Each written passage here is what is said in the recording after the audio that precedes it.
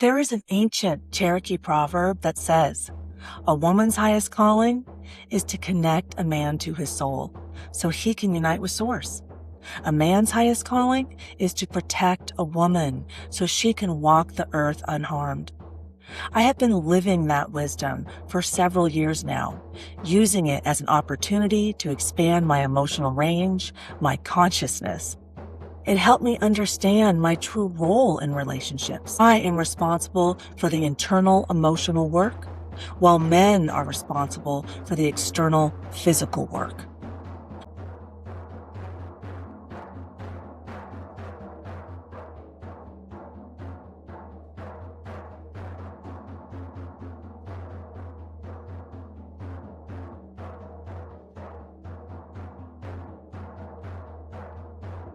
When powerful, protected men began circling into my life, men I call my heroes, including public figures like Justin Waller and Andrew Tate, two decorated Fire Academy instructors, JC, a former childhood classmate who went on to the FBI and now heads global security at GoDaddy. This Cherokee wisdom served as my guiding light.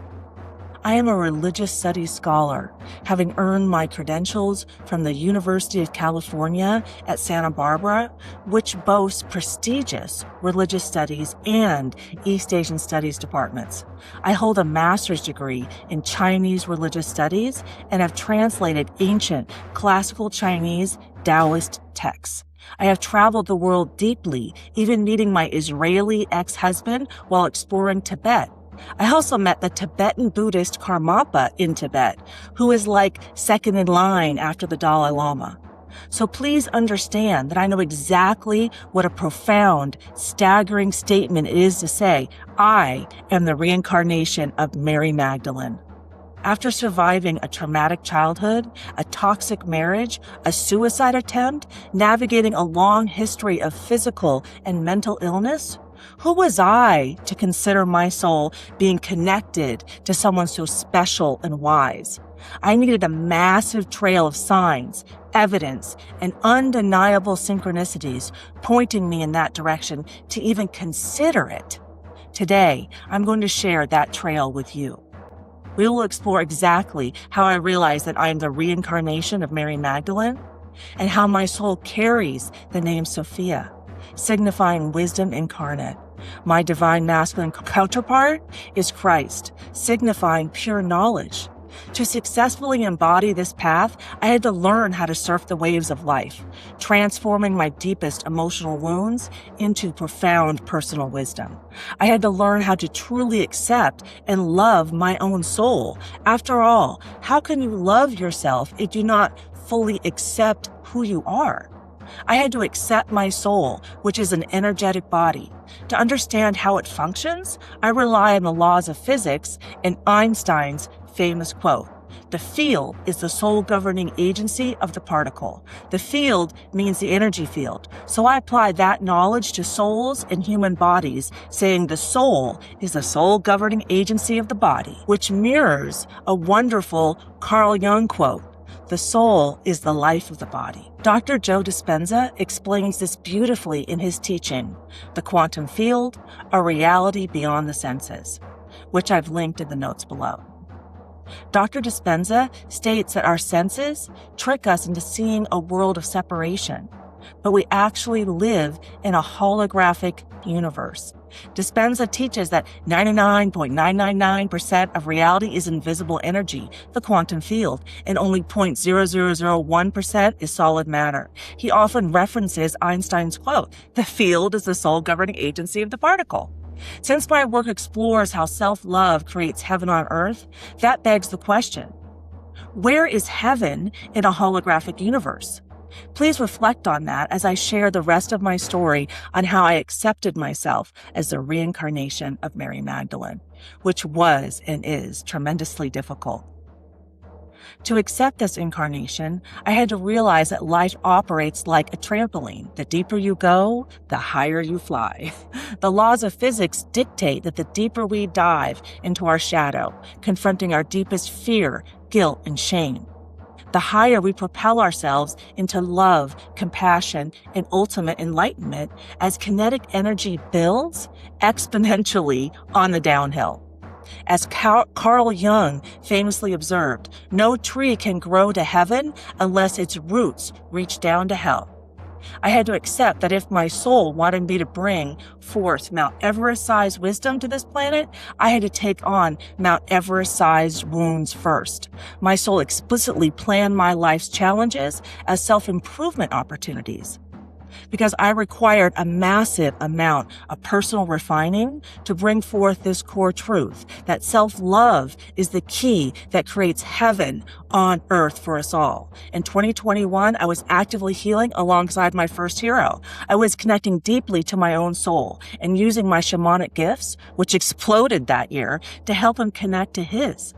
That year, 2021, is significant for two reasons. My shamanic awakening occurred then, and 2021 is the exact milestone predicted by the only known historical prophecy regarding the return of Mary Magdalene's spiritual legacy. That prophecy came from the last Cathar leader in southern France, a region very close to where I lived as a child in Toulouse. He made his prophetic proclamation in the year 1321, right before the Catholic Church burned him at the stake. He declared that after 700 years, the laurel would turn green again and the good Christians would return. Many people have interpreted that as signaling the return of the divine feminine, Mary Magdalene. The Cathars were a medieval Christian movement whose teachings aligned beautifully with early Gnostic texts, especially regarding the sacred equal role of women in religion, doctrines that flew in the face directly of the institutionalized church. Tragically, the Albigensian Crusade against the Cathars experienced its bloodiest day on July 22nd, 1209, when thousands fled for safety in local churches. July 22nd just happens to be the official feast day that Christians use to celebrate Mary Magdalene. Furthermore, historical scholars have shown that the Cathars secretly maintained that Jesus and Mary Magdalene were married. I've included a link to a brilliant PhD dissertation with an extensive bibliography on this Cathar history in the description below, if you want further research. The wildest part is that I didn't even learn about Cathar history until 2025. My intense spiritual, intuitive experiences in 2021 were completely independent of these historical facts. Back in 2021, I simply started hearing a clear, intuitive voice telling me, "You are on the Jesus Council." I had no idea what to do with that information, so I mentally put it on a shelf to analyze later. I also started hearing, "You are on a mission from God," like the Blues Brothers. This specific phrase was a nod from my primary spirit guide, the soul of JC, back when he was our high school ASB president planning toga parties. He absolutely loved Jim Belushi movies, especially Animal House and the Blues Brothers. Today, his soul communicates directly with my intuition. A flood of new signs arrived in the fall of 2024, right after I reached out to JC in the physical world for the first time in almost 40 years. I had intuitively heard the phrase, "You are downloading hoe to housewife trauma healing." Historically, it was a pope in the 6th century who completely invented the myth that Mary Magdalene was a prostitute, a hoe in modern terms. In a single sweeping sermon, he did that. Conversely, countless modern scholars argue that she was actually Jesus' wife. Even early polygamous Mormons utilized the historical argument that Jesus was married to multiple women, including Mary Magdalene, to justify their own practices. Because JC was a practicing Mormon back in high school, his soul understood her trajectory from an analytical, biblical perspective, seeing her path unfold from a mislabeled outcast to a revered sacred partner. Next, I heard, "You are an agent of God, and agents of God hide things in one lifetime to be found in another." At the time, I didn't know biblical Hebrew, so I didn't realize that agents of God translates directly to prophets or messengers. I also didn't know that a vast library of early Christian Gospels had been intentionally excluded from the Bible during the 4th century regional councils. Those long-lost texts were eventually rediscovered buried in Egypt, including the historic Nag Hammadi Library uncovered in 1945, bringing to light the Gospel of Thomas, the Gospel of Philip, the Gospel of Mary Magdalene, and Pistis Sophia, among many others. These ancient Gnostic and early Christian teachings align so perfectly with the psychological work of Carl Jung that the very first uncovered text was named the Jung Codex in his honor. Fascinatingly, I had already included profound quotes from Carl Jung in my own book, My Inner Heroine, Exploring Feminine Pain, which I published in April of 2025. That was 2 months before I ever started researching early Christianity or the Egyptian text. I was simply following my raw intuition. My soul had a clear path for my success. Around my birthday on June 25th, 2025, my intuition pushed me to look deeper. I began my formal research by simply Googling, "Did Jesus have a wife?" Right away, I found updates from the Harvard Divinity School sharing a 4th century Coptic fragment titled The Gospel of Jesus' Wife, which directly references Mary Magdalene. Armed with this validation, on July 16th, 2025, I officially communicated all of these incredible synchronicities to my family and close friends. On that exact same day, media figure Charlie Kirk broadcasted a statement saying Mary is the solution to toxic feminism. Because he lived and operated out of Scottsdale, Arizona, the exact town where I was born, I felt an immediate energetic kinship. While he was speaking of Mary, the mother of Jesus, it is historically documented that the two Marys were intimately close. My own middle name, May, is the exact month the Catholic Church dedicates to honoring Mother Mary. Tragically, less than 2 months later, on September 10th, 2025, Charlie Kirk was assassinated. His raw bravery in speaking his truth on a public stage inspired me to claim my own. On September 14th, 2025, my intuition explicitly told me to record and publish my very first YouTube video announcing that I am the reincarnation of Mary Magdalene, and I came out swinging. The very next day, I looked up the spiritual significance of that date in the Christian calendar and discovered it was the exaltation of the Holy Cross, a holy day celebrating the theological doctrine that the cross is the only ladder to heaven. This created a perfect contrast. Traditional dogmas focused heavily on the external locus of control, relying on outside hierarchies, institutions, and religious rules for salvation. My teachings, early Gnostic Christianity, and Carl Jung's psychological frameworks focus entirely on an internal locus of control, accessing your own inner authority for spiritual growth. Jung beautifully summarized this dynamic by writing, "Who looks outside dreams, who looks inside awakes." Modern psychological research proves that relying on an external locus of control breeds codependency and a victim mindset, whereas developing an internal locus of control provides the vital baseline for personal accountability and true self-actualization. Carl Jung mirrored this exact truth when he wrote, "Your visions will become clear only when you can look into your own heart." It is no coincidence that my own path forced me to blend psychology with physics to find this truth. My maiden name, Blazer, is Swiss German, and my ancestors walked the very lands that birthed these concepts. Having lived in Geneva myself as a child, I walked the same cobblestone streets where John Calvin once enforced a rigid, punishing religious theocracy. Geneva was the absolute epicenter of the external spiritual control, a place where a church court policed private lives and free-thinking mystics were burned at the stake for daring to look within for salvation. Living in the shadow of that history made me realize that the ultimate human struggle is breaking free from these inherited external dogmas, what society popularly calls the Matrix.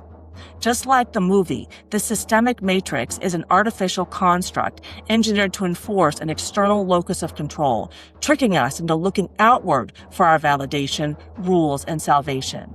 It is a profound ancestral synchronicity that I am unplugging from that system and reclaiming that lineage today, shifting the locus of control back to the individual, the soul. This same Swiss soil eventually shifted from a battleground of religious tyranny to a cradle of revolutionary human consciousness. Historically, Carl Jung and Albert Einstein were close colleagues in Zurich, paving the way for us to finally bridge science, psyche, and the internal divine by moving out of the inherited shadows of the past and into our own sovereign spiritual authority. Only you have sovereignty over your own soul. So only you can transform your emotional wounds into personal wisdom. Jesus or the church can't do it for you. I love the relationship between Jung and Einstein. It was actually Einstein's early theories of relativity discussed over dinners at Jung's home that directly inspired Jung to coin the term synchronicity to describe the non-local, a-casual connection between the physical world and the human psyche. This concept is instrumental to my accepting myself. Thank you, Jung and Einstein. Additionally, physicists have proven that we live in a holographic universe, meaning our souls project how we feel about ourselves onto the quantum field for self-improvement opportunities. Neuroscientists like Dr. Joe Dispenza use that knowledge to help people understand how reality functions and how to heal from their childhood trauma. For me, this naturally begs the question, where is heaven in a holographic universe? Especially since Christianity teaches that the cross is the only ladder to heaven, which is an external locus of control. From a mainstream Christian perspective, human sin created an infinite, uncrossable chasm between humanity and God.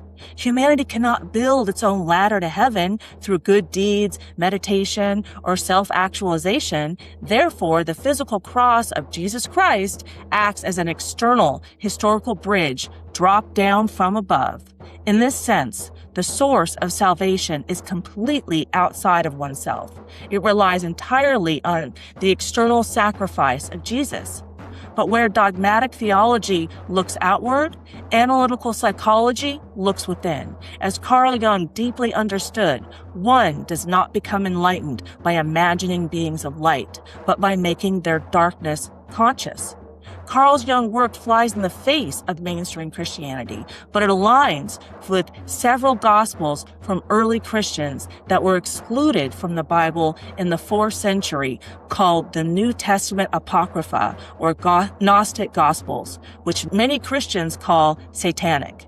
In upcoming episodes, I will explore the difference between the Christian view of Jesus and heaven from a modern perspective, leaning on modern psychology, quantum physics, cardiology, neuroscience, and much, much more.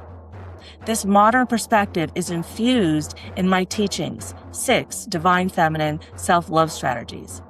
Let's get back to my story as I am about to write down these teachings on the most special Sabbath in the Jewish calendar.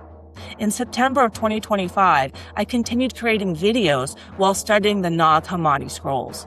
Online, I saw that many ancient biblical and Jewish calculations pointed to the 3rd week of September 2025, the week of the Jewish New Year, as a massive window for the return of the Messiah. I scanned the global news for reports of a messianic figure, but saw nothing physical.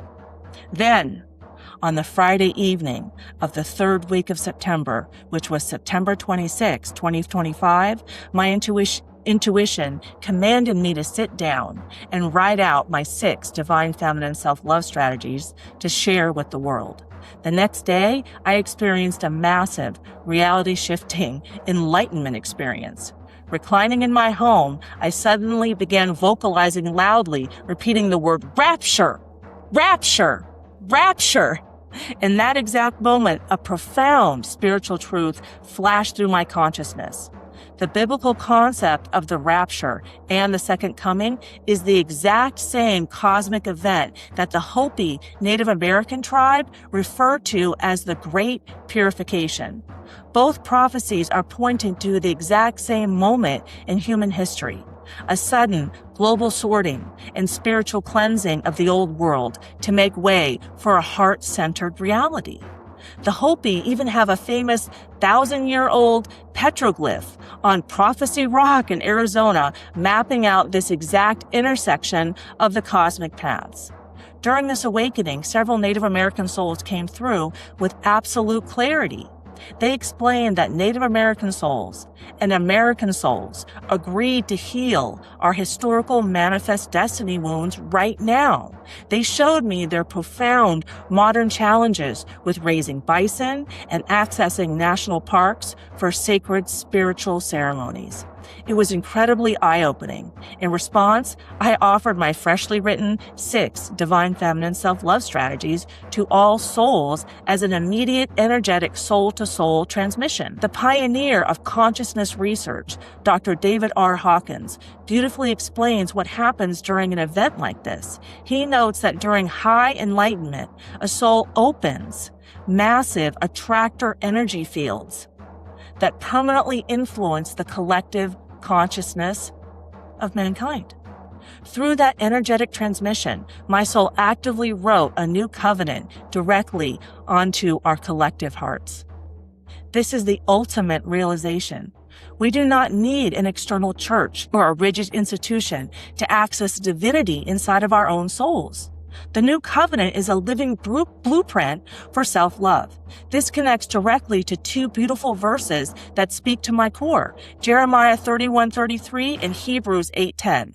These scriptures represent the ultimate theological bridge, explicitly stating that God would stop writing laws on cold stone tablets and instead write them directly onto human hearts and souls.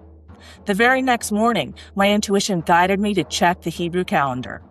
I discovered that this exact weekend marked Shabbat Shuvah, the Sabbath of return, the single greatest day of deep self-reflection and turning inward in the entire Jewish tradition. The prophetic readings for Shabbat Shuvah carry a highly unique focus.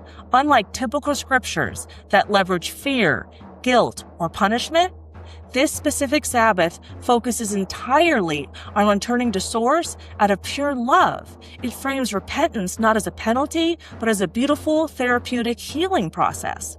That sentiment resonates with some wisdom I received that pain is beautiful because it reveals what longs to be healed. And that is exactly what my 6 Divine Feminine Self-Love Strategies are designed to do. They give you the practical, psychological tools to safely navigate your own reflection, heal your wounds, and awaken the divine authority already within your heart and soul. As we wrap up today's journey through the high desert of the soul, remember that taking on Mount Everest-sized wounds is simply the prelude to assessing your Mount Everest-sized wisdom. If you are ready to do that deep, courageous, internal work and transform your personal shadow into ultimate empowerment, I invite you to read my book, My Inner Heroine, Exploring Feminine Pain. It is a roadmap designed to help you claim your inner authority, break free from the victim mindset, and navigate the sacred terrain of your own soul. You can find the link to Amazon below in the description. Thank you so much for traveling the religious block with me today and opening your own heart to this soul-to-soul transmission. If this message resonated with you, please make sure to hit the subscribe button, drop a review, and share this episode with someone who is ready to remember the divine power they hold within. Make sure your notifications are on for next week because we are going to bridge ancient Gnostic mysticism with cutting-edge quantum physics. In episode 3, we're going to tackle a reality-shifting question: where is heaven in a holographic universe? We will look at how the fabric of the universe itself proves that you don't have to die to find paradise. You just have to tune into the right frequency while alive on Earth. We will do a deep dive into neuroscience, psychology, cardiology, and much more to understand the answer to this question. Until next time, keep trusting your internal authority. Keep surfing the waves of life. And remember, the covenant is already written on your heart. I'm Kerry May Blazer, the Red Pill Shaman, and I will see you in episode 3.